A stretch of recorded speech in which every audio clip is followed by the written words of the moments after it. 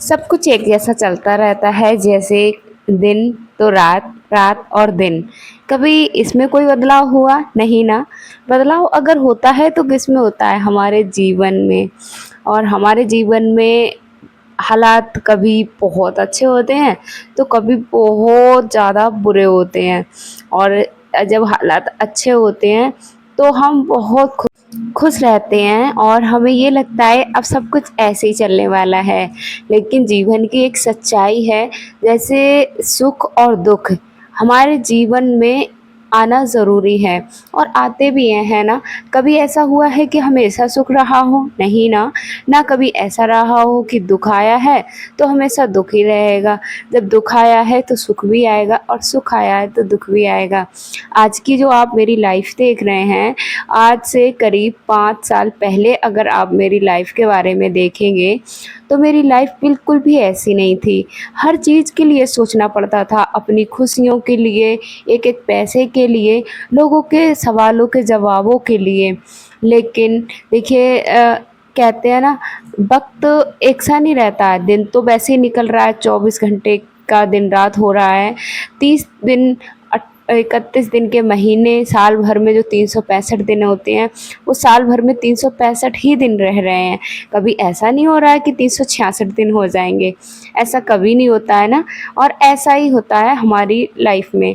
Life हमारी देखिए जैसे सब कुछ प्रकृति के हिसाब से सब कुछ सेम चलता है। जैसे कभी बारिश आएगी तो कभी ठंड भी आएगी, कभी गर्मी होगी तो कभी हर तरीके के मौसम अपना रंग बदलते हैं। ऐसे हमारा जीवन भी रंग बदलता है। जीवन की सच्चाई ही यही है। तो हेलो फ्रेंड्स, राधे राधे। कैसे हैं वो आप सभी? उम्मीद करती हूँ आप सभी अच्छे होंगे और स्वस्थ होंगे। आज मैं आपके लिए बताने वाली हूँ आज से 5 साल पहले मेरी लाइफ कैसी थी। 5 साल भी बहुत ज़्यादा हो जाएगा, 5 साल पहले तो बिल्कुल सही थी लाइफ। लेकिन बीच के 2 साल मेरी ज़िंदगी में इतना ज़्यादा मुझे बर्बाद करके गए, पता नहीं क्यों। और मैं उन दिनों को तो बहुत लकी हूँ कि वो दिन मेरे लाइफ में आए, क्योंकि अगर वो दिन मेरे लाइफ में नहीं आते तो आज मैं जो आपको दिख रही हूँ ये कभी ना दिखती। क्योंकि इन 2 सालों ने मुझे बहुत अच्छे से सिखाया कि हर चीज़ कितनी वैल्यू रखती है हमारे जीवन में। जैसे लोगों के लिए हमें ये लगता है कि लोग हमारे अपने हैं, लेकिन उनकी असली पहचान हमें उन्हीं 2 सालों में पता चलती है जब हमारे ऊपर दुख आते हैं। ऐसे ही मुझे पता चला कि पैसा कितना महत्व रखता है हमारे जीवन में, कमाना कितना ज़रूरी है हर औरत को। ये 4-5 बातें मुझे अपने जीवन में बहुत अच्छे से समझ में जब आईं, जब ये 2 साल मेरे जीवन में दुख भरे आए। तो बात जैसे आपको मैं हर बार बताती ही हूँ, लेकिन आज मैं अपने आप की वो 2 साल की कहानी बता रही हूँ, जो मुझे लगता है कि आपके साथ व्यतीत कर मतलब सुनाने। जब हमारे जीवन में दिन बुरे चल रहे थे ना, तो लोगों से हर तरीके से कोई वैल्यू नहीं दी जाती है, नहीं दी जा रही थी। साथ ही साथ मानसिक शांति तो ऐसी लग रही थी जैसे ख़त्म हो गई थी। मानसिक शांति के साथ-साथ शारीरिक शांति भी ख़त्म हो चुकी थी। जब देखिए पैसों की तंगी जब होती है जीवन में ना, मैं आजकल आप सभी के लिए पैसों से रिलेटेड वीडियो बस सिर्फ़ इसीलिए लेके आती हूँ क्योंकि मैंने उस चीज़ को फ़ेस किया है पैसों को लेकर, जो मुझे लगता है जीवन में अब मुझे ये लगता है कि बस जीवन में पैसे से ज़्यादा ज़रूरी कोई चीज़ नहीं है। हर चीज़ ज़रूरी है, लेकिन पैसा कमाना और बचाना दोनों चीज़ें बहुत ज़्यादा ज़रूरी है, बहुत ही ज़्यादा ज़रूरी है। क्योंकि लोग आपको महत्व नहीं देते हैं जब आपके पास पैसा नहीं होता है, अच्छे कपड़े नहीं होते हैं, तो लोग आपसे कतराते हैं, आपको साथ बिठाने से कतराते हैं। मैंने इस चीज़ को बहुत बारीकी से देखा है और मुझे लोगों ने फ़ील भी कराया है। मुझे लोग बोलते थे कि तुम्हारे पास अच्छे कपड़े नहीं हैं, तुम मत जाओ वहाँ, तुम तो क्यों ही जाओगी, तुम क्यों ही आ गई ऐसे कपड़ों को लेकर, ये कपड़े कहीं बाहर जाने लायक हैं। तो किसी को शौक नहीं होता है उल्टे सीधे कपड़े पहनने का। हर किसी का मन होता है कि अच्छे अच्छे कपड़े पहने, अच्छी अच्छी ज्वेलरी हो उसके पास, अच्छा अच्छा खाना खाए, अपने बच्चों को अच्छे अच्छे ड्रीम्स पूरे करें। हाँ, सब कुछ सबके पास ऐसा कोई व्यक्ति नहीं होगा जिसका मन नहीं करता होगा कि ये चीज़ें नहीं हैं।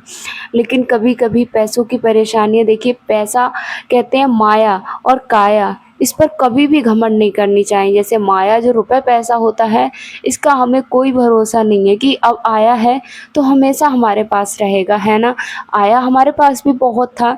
जब हमारे हस्बैंड ने जॉब करना शुरू की थी 2019 में, उनकी जॉब लगी थी। हमारी शादी हुई थी जुलाई में, अगस्त सितंबर में उनकी जॉब लगी थी।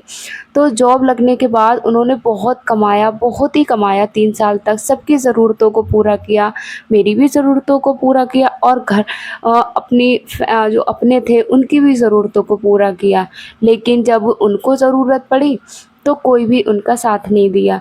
तो यही होता है, देखिए लाइफ में यही चलता है। जब तक हम कमाते थे सबको अच्छे लगते थे, जब जॉब छूटी तो सबको ख़राब लगने लगे, सबको प्रॉब्लम होने लगी। और इसी वजह से देखिए, अब मैं सही बताऊँ, इतनी लोगों ने अपना असली रंग दिखाया कि हाँ, कि पैसा नहीं है तुम्हारे पास तो तुमसे हमारा कोई रिश्ता वास्ता नहीं है।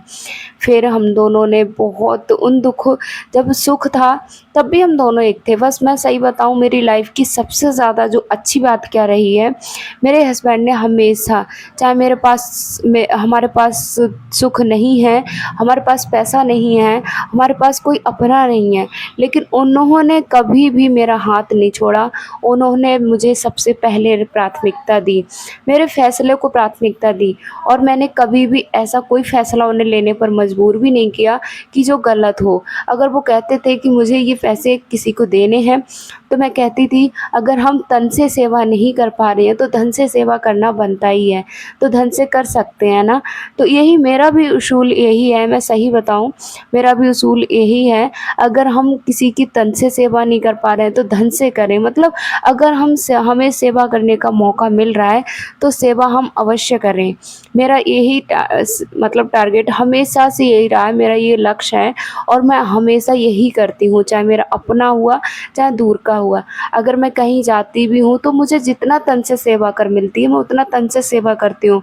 और जब धन की ज़रूरत होती है तो धन से, जब होता है हमारे पास तो करते ज़रूर हैं, नहीं होता है तो हम क्या ही कर सकते हैं ना। तो ऐसे करके फिर हमने अपना समय व्यतीत किया। सही बता रहे हैं, जब मेरा ऑपरेशन हुआ था ना, मेरा ऑपरेशन, जो आपको पीछे मेरी छोटी बेटी दिख रही है, इसके दौरान मेरा जब ऑपरेशन हुआ तो मेरे पास पैसों की इतनी ज़्यादा कमी थी, बहुत ज़्यादा कमी थी। जितना पैसा बचा सारा मेरा ऑपरेशन में लगा दिया। अब इतना भी पैसा हमारे पास नहीं बचा कि हम इसका नामकरण करा पाएँ। अब नामकरण के लिए भाई पंडित जो आते हैं, जो नामकरण संस्कार करते हैं, उन्हें भी पैसे लेते हैं वो लोग। तो हमारे पास पैसे नहीं थे, उसके नामकरण तक के लिए पैसे नहीं थे। ये मेरी रियल ज़िंदगी है, मैं कोई झूठ फरेब नहीं बता रही हूँ। मुझे कोई फ़र्क नहीं पड़ता कौन मेरी वीडियो देख रहा है, कौन सुन रहा है, मैं अपनी रियल सच्चाई बता रही हूँ। एक भी पैसा में हमारे पास नहीं था, एक भी। तो जो कहते हैं ना, नामकरण जब होता है तो बच्चे के जन्म के बाद जो चूड़ियाँ हाथों से निकाल दी जाती हैं, न्यू चूड़ी पहनी जाती हैं, हरी और काले कलर की। वैसे हरी चूड़ियाँ पहनने का रिवाज है हिंदू धर्म में। तो हमारे पास इतना नहीं था, 20 रुपए की चूड़ी आ जाती है, 10 रुपए की 6 चूड़ी आ जाती हैं कि हम 10 रुपए की चूड़ी भी मंगा सकते हैं। पंडित जी को रुपए देने के लिए जब हम नामकरण पे बैठते हैं ना, तो सब लोग बच्चे का जो न्यौछावर बोलते हैं ना, करते हैं, घुमा के पैसे देते हैं बच्चों को। तो वो पैसे इकट्ठे हुए थे, तो वो ही पंडित जी को दिए गए थे। तो ये कुछ परिस्थितियाँ थी हमारे जीवन की, पैसों से लेकर, और इतनी ज़्यादा समस्या थी, बहुत ज़्यादा समस्या थी।